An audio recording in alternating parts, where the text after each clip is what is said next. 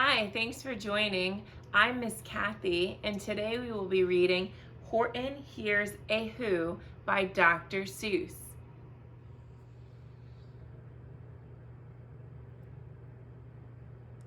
Horton Hears a Who by Dr. Seuss.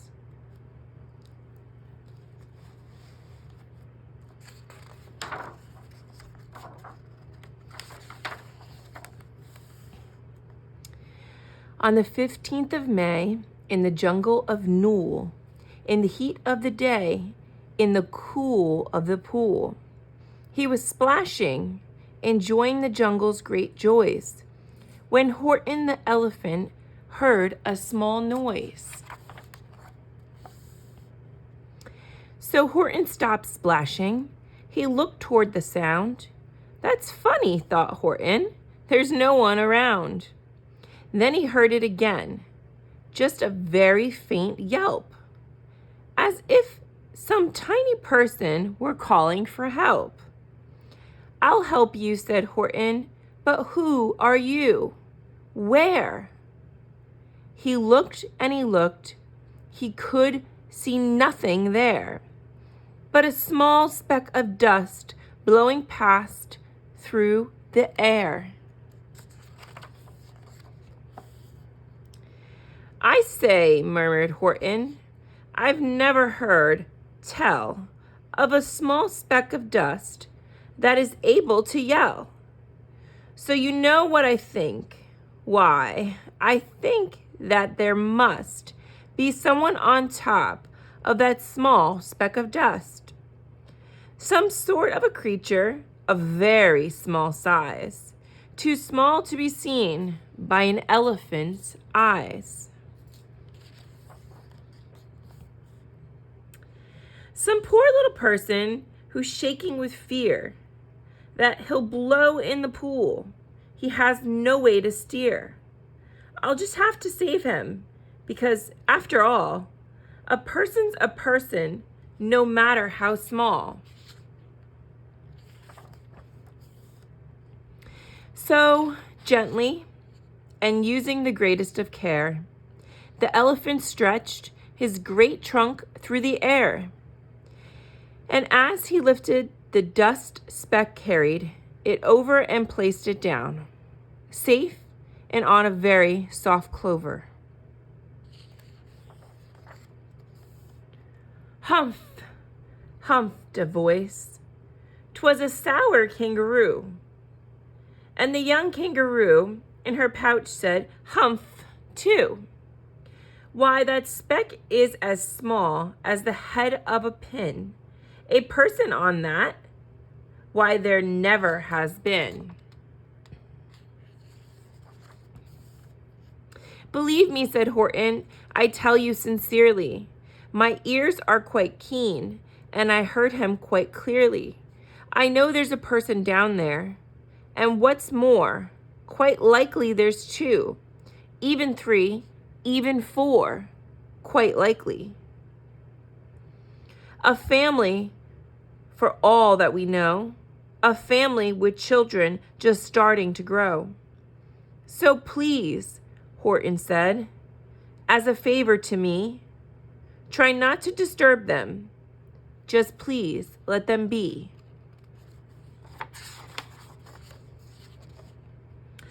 "I think you're a fool," laughed the sour kangaroo. And the young kangaroo in her pouch said, "Me too. You're the biggest blamed fool in the jungle of Nool." And the kangaroos plunged in the cool of the pool. "What terrible splashing!" the elephant frowned. "I can't let my very small persons get drowned. I've got to protect them. I'm bigger than they." So he plucked up the clover and hustled away. Through the high jungle treetops, the news spread quickly. "He talks to a dust speck. He's out of his head. Just look at him walk with that speck on that flower." And Horton walked, worrying, almost an hour. "Should I put this speck down?" Horton thought with alarm. If I do, these small persons may come to great harm. I can't put it down, and I won't. After all, a person's a person, no matter how small. Then Horton stopped walking. The speck voice was talking. The voice was so faint he could just barely hear it. Speak up, please, said Horton. He put his ears near it. My friend, came the voice. You're a very fine friend. You've helped all of us folks out on this dust speck no end. You've saved all of our houses, our ceilings and floors. You've saved all of our churches and grocery stores.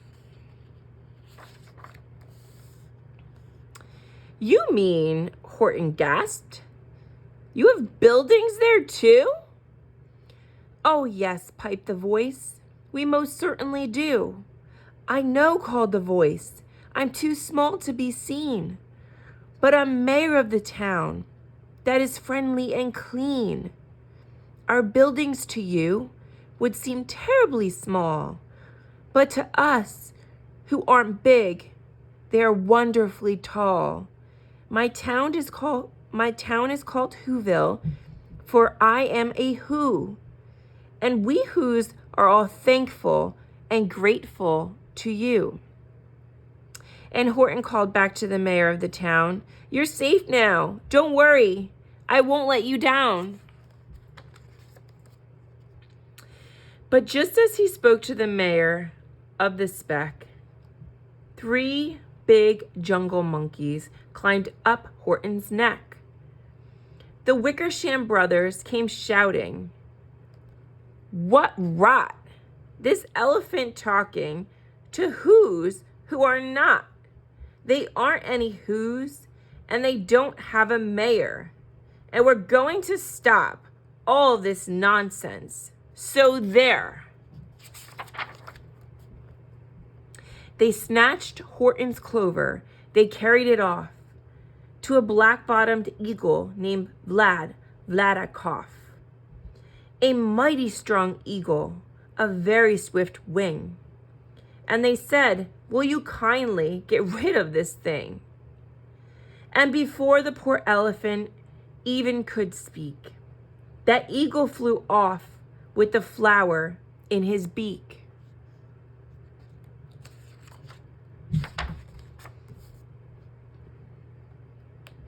All that late afternoon and far into the night, that black-bottomed bird flapped his wings in fast flight, while Horton chased after with groans over stones that tattered his toenails and battered his bones, and begged, Please don't harm all my little folks, who have as much right to live as us bigger folks do. But far, far beyond him, that eagle kept flapping, and over his shoulder called back, Quit your yapping. I'll fly the night through. I'm a bird. I don't mind it. And I'll hide this tomorrow where you'll never find it. And at 6:56 the next morning he did it. It sure was a terrible place that he hid it. He let that small clover drop somewhere inside of a great patch of clovers 100 miles wide.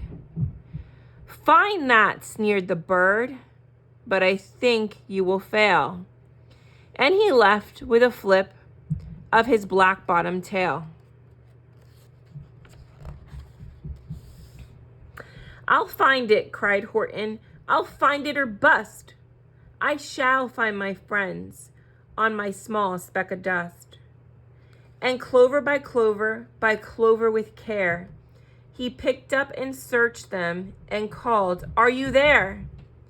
But clover by clover he found that the one he sought for was just not around. And by noon, poor old Horton, more dead than alive, had picked, searched, and piled up 9,005.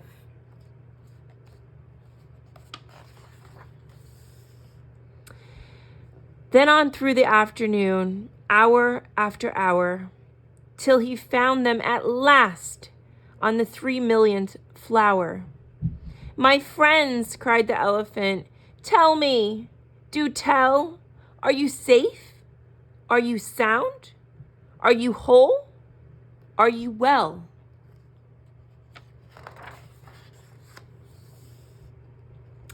From down on the speck came the voice of the mayor. We've really had trouble, much more than our share. When that black-bottomed bird let go and we dropped, we landed so hard that our clocks have all stopped. Our teapots are broken, our rocking chairs smashed, and our bicycle tires all blew up when we crashed. So Horton, please, pleaded that voice of the mayor's, will you stick by us, whose, while we're making repairs? Of course, Horton answered, of course I will stick. I'll stick by you small folks through thin and through thick.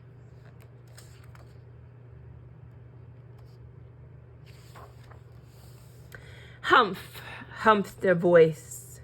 For almost 2 days you've run wild and insisted on chatting with persons who've never existed.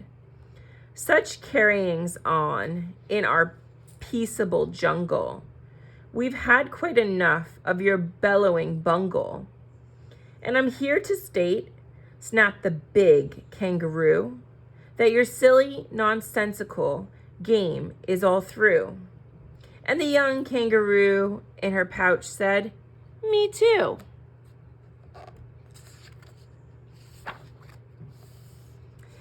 With the help of the Wickersham brothers and dozens of Wickersham uncles and Wickersham cousins and Wickersham in-laws, whose help I've engaged, you're going to get roped and you're going to be caged.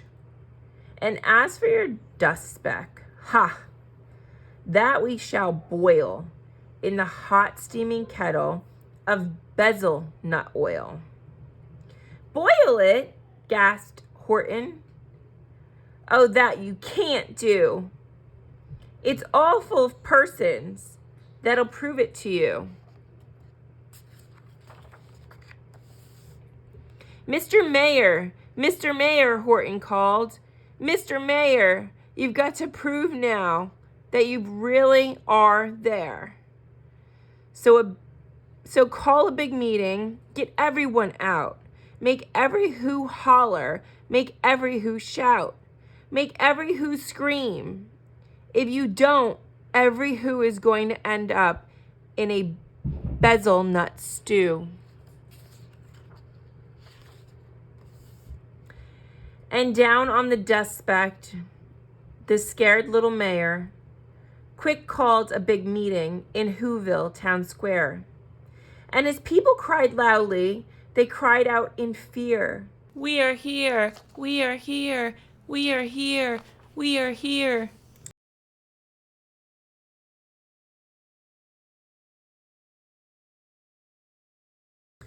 The elephant smiled.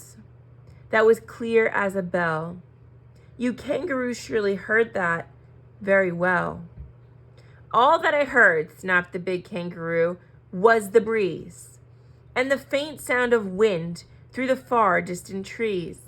I heard no small voices, and you didn't either. And the young kangaroo in her pouch said, me neither.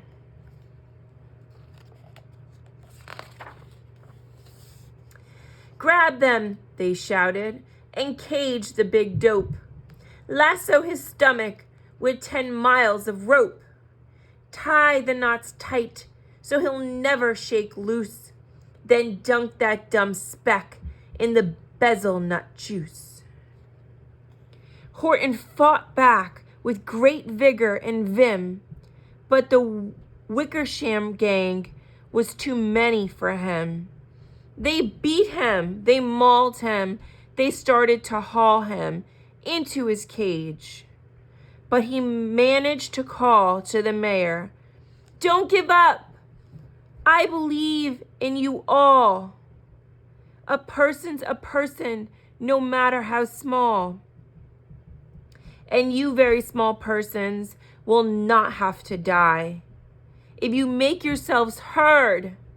So come on now and try."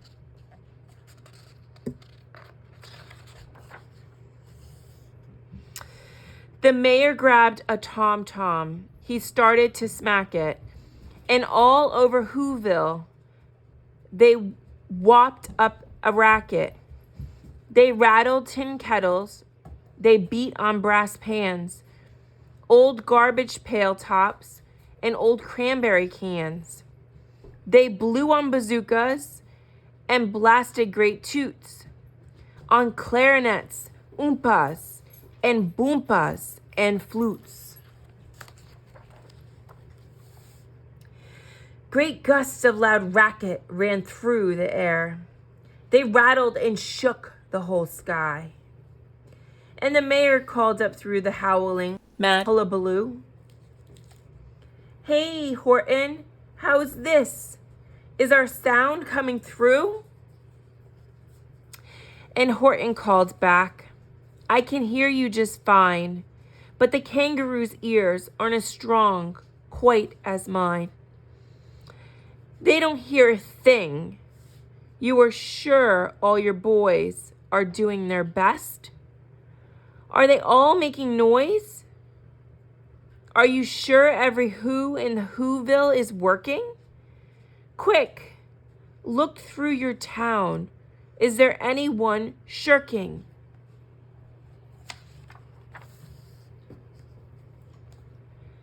Through the town rushed the mayor, from the east to the west, but everyone seemed to be doing their best.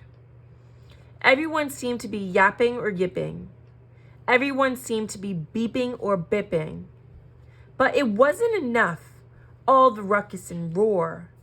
He had to find someone to help him make more. He raced through each building. He searched floor to floor.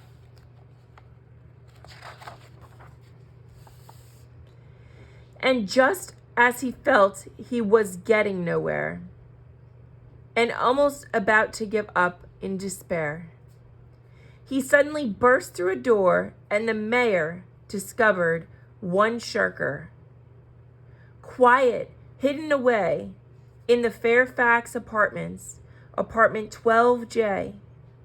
A very small shirker named Jojo was standing, just standing, and bouncing a yo-yo.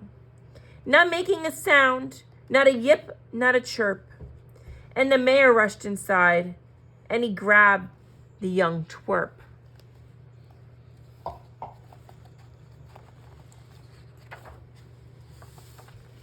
And he climbed with the lad up the Ethelberg Tower. "This," cried the mayor, "is your town's darkest hour. The time for all who have blood that is red, to come to the aid of their country," he said. "We've got to make noises in greater amounts. So open your mouth, lad, for every voice counts." Thus he spoke as he climbed. When he got to the top, the lad cleared his throat and shouted out, "Yap!" And that yap, that one small extra yap, put it over. Finally, at last, from that speck on that clover, their voices were heard. They rang out clear and clean. And the elephant smiled. "Do you see what I mean? They've proved they are persons, no matter how small. And their whole world was saved by the smallest of all." How true. Yes, how true, said the big kangaroo. And from now on, you know what I'm planning to do? From now on, I'm going to protect them with you. And the young kangaroo in her pouch said, me too. From sun in the summer, from rain when it's fallish, I'm going to protect them, no matter how smallish. The end. Thanks for joining me for Horton Hears a Who.